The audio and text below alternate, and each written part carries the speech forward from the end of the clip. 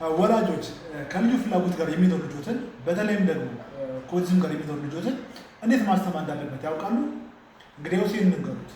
የመጀመሪያው እያንዳንዱን ስራዎችን እያንዳንዱ ታስኮችን ከትንሽ መጀመር ነው። ለምሳሌ ጥርስ የምናስቦርሽ ከሆነ ጥርስ ብሩሽን ከሚያዘናጅ ጀምሯለን ማለት ነው። እያንዳንዱ ስቴፖች ከትንሽ ጀምረን ወደ ትልቁ ወይም ደግሞ ሲምፕል ቱ ኮምፕሌክስ የምንለው ማለት ነው። ሁለተኛው ደግሞ እያንዳንዱ ስራ ከደረጃው ጀምሮ ማስተማር፣ እያንዳንዱ ስቴፕ ባይ ስቴፕ እያስተማር ልጆቹን ብቁ ክህሎት ማስተማር ይቻላል።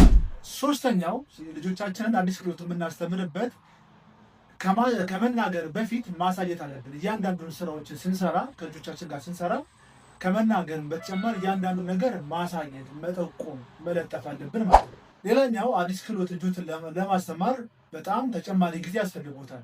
ልጆ በተለይም ደግሞ ከኦቲዝም ጋር የሚኖሩ ከሆነ ረጅም ሰዓት ሰፊ ጊዜ ከሰው ጋርና ከባለሙያው ጋር የሚውልበት ጊዜ ሰፊ ሰዓት መሆን አለበት። ሌላኛው ደግሞ እያንዳንዱን ስራ ሪፒቲሽን ወይም ደግሞ መደጋገም አለበት።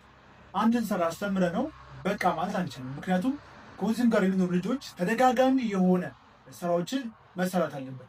የመጨረሻው ደግሞ የትኛውንም ስራ ከመጀመሪያው ጀምሮ እስከ መጨረሻው ስንሰራ ማበረታታት ሬንፎርስመንት መጠቀም አለብን ማለት ነው። ልጆቻችንን ጎበዝ፣ በርቱ፣ ቀጥሉ እያልን ማስተማር መቀጠል አለብን።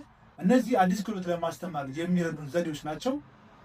ተማሩባቸው፣ ስሩባቸው። ልጆቻችን ላይ የተሻለ ለውጥ እናመጣለን። እናመሰግናለን።